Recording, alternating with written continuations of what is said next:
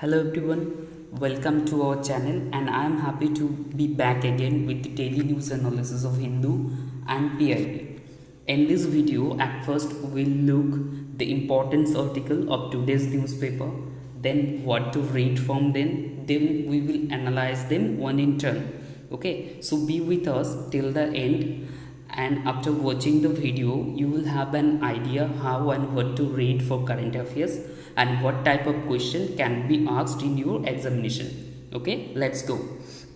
So this one is the first article, can India take Sahi road to urban mobility? Okay, this is the news article. From this news article we will read about these things. Prime Minister address at the global summit. Well, the second one is Supreme Court won't stay SC or ST Act changes. So this is the article, and from this article we will read about this one, SC/ST Prevention of Atrocities Act 1989. Then we will read about SC and ST Prevention of Atrocities Amendment Bill 2018 and Supreme Court's verdict. Well, and the third article from today's newspaper is India Chabahar Port hand over on track. Well, from this one we'll read about the strategic importance of Chabahar Port.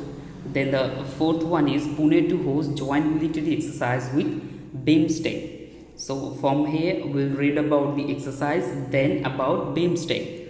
And the fifth one is cat avoidance on higher trade deficit. Well, so this is the news article. Go through it. It is on the Hindu newspaper on business page. So go through it. You will have lots of data. So in this video we will be dealing with CAD. What is CAD and what are the different types of account? Well, and the last one from today's video is Telangana Chief Minister can't decide poll dates, and it has been told by the Chief Election Commissioner of India, O.P. Rawat. Yes, Chief Minister cannot decide poll dates. It is the function of Election Commission. So we'll read about the function of Election Commission in this video. So be with us till the end. Well, this one is the first article. As we told you that can India take Sahi road to urban mobility? Okay. So what the Sahi stands for safety. Here you can see stands for safety, adequate hostility infrastructure. This Sahi stands for this one, and this recommendation of report presented to Prime Minister Narendra Modi at the Global Mobility Summit. Okay, and address of PM ने क्या बोला देखो यहाँ पर. You can see it. The Prime Minister Sri Narendra Modi inaugurated the global summit in New Delhi. Well, the Prime Minister said that India is on the move in terms of economy. Well, in terms of economy, infrastructure, youth, and many other areas. He said that mobility is a key driver of economy. It can boost economic growth and create employment opportunities. Move. Okay, the summit name Move captures the spirit of India today. Indeed, India is on the move.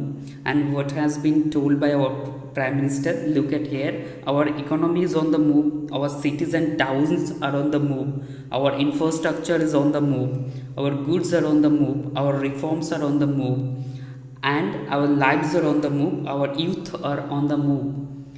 Here address, this is the address of PM. Now the question is, why mobility is need of the hour? According to our Prime Minister, mobility is a key driver of economy. Better mobility reduces the burden of travel and transportation, and it can boost economic growth. It is already a major employer and can create next generation of jobs. Mobility is central to urbanization.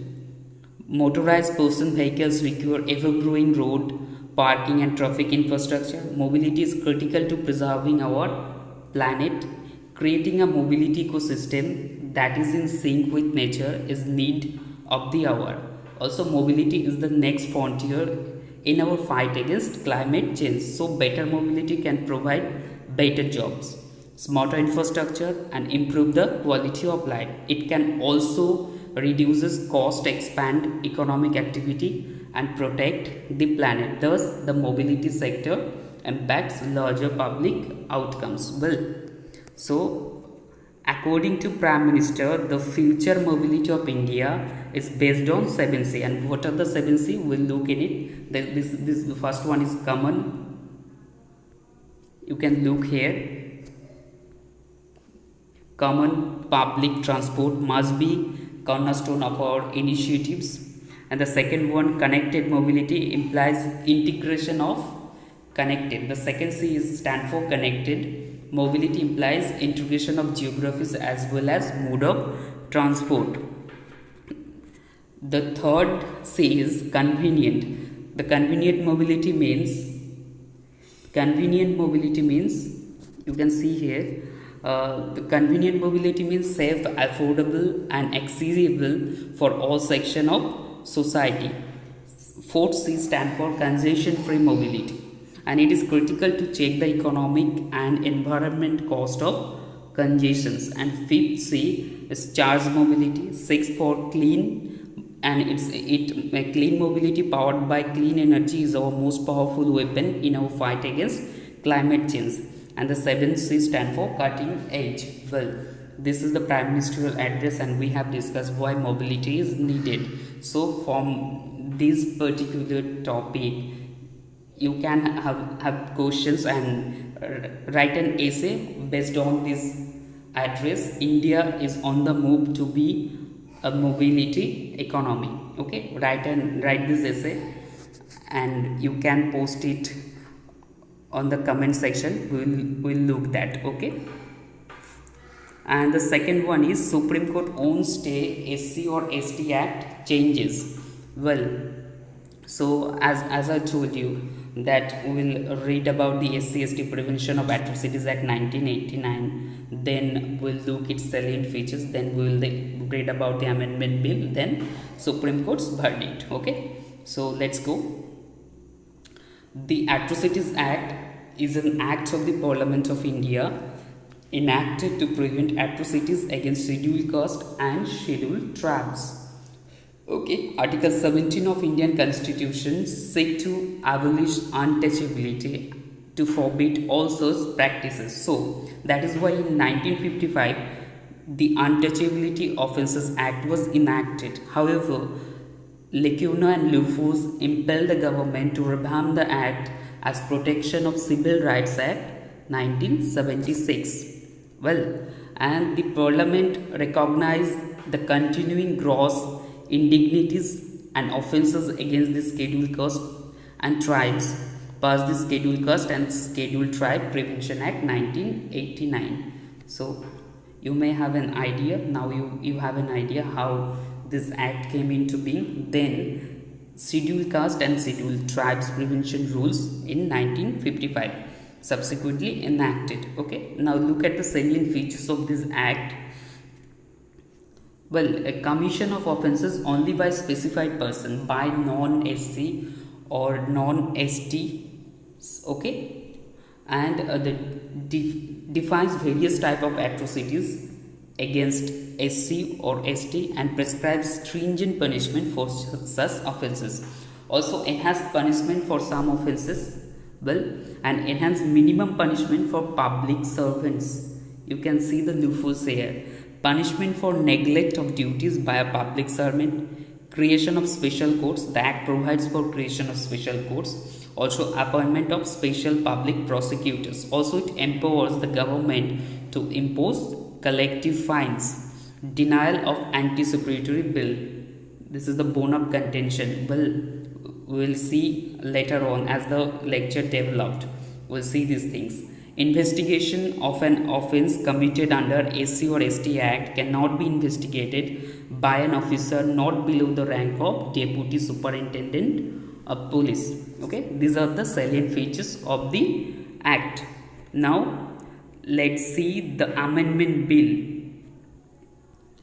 Okay, here you can see the amendment bill provisions. And first of all, sorry for this map. this is for the Chabahar port, and for technical, due to some technical reason, it has been incorporated here, so pardon me. And now look at here, SC/ST Prevention of Atrocities Amendment Bill 2018, the Scheduled Caste and Scheduled Tribe Amendment Bill 2018, which was passed by Lok Sabha on 6th August 2018 and has been passed by Rajya Sabha subsequently. Well, and the provision of the bill, here the provision of the bill, section 18 of the bill, section 18 has been inserted to nullify conduct of preliminary inquiry before registration of an FIR or to seek approval of any authority prior to arrest of an accused, and to restore the provision of section 18 of the Act. And what does section 18 says? Well, it says that, it reads that preliminary inquiry shall not require for registration of an FIR. The investigation officer shall not require approval for the arrest. The provision of section 438 of the code shall not apply. Sorry, it will be code. Sorry for the spelling mistake. The provision of section 438 of the code shall not apply to a case under the Act. Well, and now the question is, why the amendment was proposed? Well, and here you will see the verdict of the Supreme Court. Let's see why the amendment was proposed. Look at here, the direction of Honorable Supreme Court in their judgment dated 23rd March 2018 diluted the provision of Atrocities Act. Well, the direction of the Honorable Court conduct a preliminary inquiry within 7 days by Deputy Superintendent of Police concerned to find out whether the allegation make out of a case under the Prevention of Atrocities Act and the arrest in appropriate cases may be made only after approval of Superintendent of Police. Thus, in turn, it would delay the registration of FIR. Thus, the other repercussion of the said direction of the Honorable Court that delay in registration of FIR would result in delay in payment of admissible relief amount to the victims of atrocities. Well, and you can see here, and all this would adversely affect the very objective of the Act to prevent commission of atrocities against members of SC and ST, and be severely detrimental, especially in heinous offences like sexual exploitation of SC or ST women, including rape, gang rape, acid attacks and murder, etc. This matter being very sensitive nature had caused a lot unrest and sense of disharmony in the country. Well, that is why the amendment has been proposed. Also, a petition has been filed to the Honorable Supreme Court for revamp of this judgment. And from this article, the practice questions, prepare answer of this question, and it has been asked once in the mains examination. What are the steps taken by Government of India for the upliftment of SC/ST community? Answer the question based on the constitutional provision. Okay, so prepare the questions answer. The third article from today is India Chabahar Port handover on track. We will look into the strategic importance of this Chabahar port. Look, the port of Chabahar is located in southern Iran in the Gulf of Oman. It is the only Iranian port with direct access to the ocean.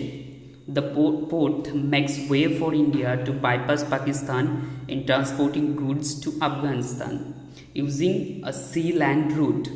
This will also give momentum to international north-south transport corridor, of which both are initial signatories along with Russia. Means Pakistan, India and Russia are all signatories to this north-south transport corridor. Okay, Iran is the key gateway in this project.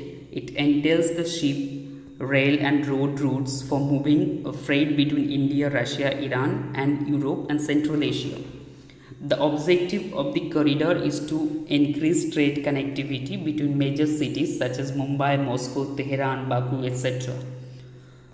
It would counter Chinese presence in the Arabian Sea through the support to Pakistan in developing Ghadar port. This Chabhar port is near to Ghadar port, which is being developed by developed by China. Okay, and this port is situated in Pakistan. So look, from this topic, from Chabhar port in prelim 2017, there was a question. The question is that what is the importance of developing Chabhar port by India? The options are: India's trade with African countries will enormously increase, India's relation with oil producing Arab countries will be strengthened, India will not depend on Pakistan for access to Afghanistan and Central Asia, Pakistan will facilitate and protect installation of gas pipeline between Iraq and Iran. Prepare an answer for this question: why Chabhar deal is so important for India, for your main examination. Now look, this is the fourth article. Pune to host first joint military exercise with BIMSTEC countries. The name of the exercise is September'18. It will be a week-long exercise and will be held in Pune. The focus of the exercise is on counter-terrorism in semi-urban areas. Now we will read about the BIMSTEC. Well, BIMSTEC stands for Bay of Bengal Initiative for Multi-Sectoral Economic Cooperation. Well, sub-regional organization. This sub-regional organization came into being on 6th June 1997 through the Bangkok Declaration. It constitutes 7 member states, 5 deriving from South Asia. These are Bangladesh, Bhutan, India, Nepal, Sri Lanka, and 2 from Southeast Asia, including Myanmar and Thailand. Well, now this is the present stand of BIMSTEC. Initially, the economic bloc was formed with 4 member states with the acronym BISTEC: Bangladesh, India, Sri Lanka, Thailand Economic Cooperations. Following the inclusion of Myanmar on 22nd December 1997 during a special ministerial meeting in Bangkok, the group was renamed as BIMSTEC: Bangladesh, India, Myanmar, Sri Lanka and Thailand Economic Cooperation. With the admission of Nepal and Bhutan at the 6th ministerial meeting, February 2004, Thailand, the name of the grouping was changed to Bay of Bengal Initiative of Multi-Sectoral Technical and Economic Cooperations. Okay, this is the history of BIMSTEC, myth of BIMSTEC, okay, creation history. Now, let's see the next article. This is CAD widens the trade deficit. Okay, now the first question is, what is CAD? Well, the current account deficit is a measurement of a country trade where the value of the goods and services it imports exceeds the value of goods and service it exports. There are 2 types of accounts. Well, there are 2 types of accounts. What type of accounts? One is current account, another is capital account. Now, what the things transact in current account and in capital account, that's the thing we will look into it. Okay, the first one is current account transactions. इसमें क्या क्या होता है? Export and imports of goods, export and imports of service, investment income and unilateral transfers. And capital account, foreign direct investment, portfolio investment, other items of capital. Other items of capital account, what are these? Credit of Indian residents by foreigners. The money will be credited to financial account and vice versa. Loans can be from external assistance, external commercial borrowings and trade credits. Well, now this is the last article of today's video. Telangana CM cannot decide poll dates. It's Chief Election Commissioner. Well, I told you that from this article we will read about the function of election commission. So these are the function of election commission: conduct and supervision of election. किसका किसका करते हैं ये? Lok Sabha and Rajya Sabha parliament, Rajya Sabha of parliament and state legislative assembly and legislative council where it exists, office of the president and vice president, all by elections to parliament and state legislatures. Okay, also other than conducting elections, it prepare electoral rules. Okay, it prepare electoral rules, election schedule, holding by-elections, cancellation of elections, recognitions of political parties and allotment of symbols, disqualifying candidates. Okay, from this topic what type of question can be asked? You can see here, which of the following is not a function of election commission? Conducting election of vice president, election of state legislatures, sorry for the spelling mistake again, and election to panchayats. Okay, so answer this question below in the comment section. Thank you for watching the video.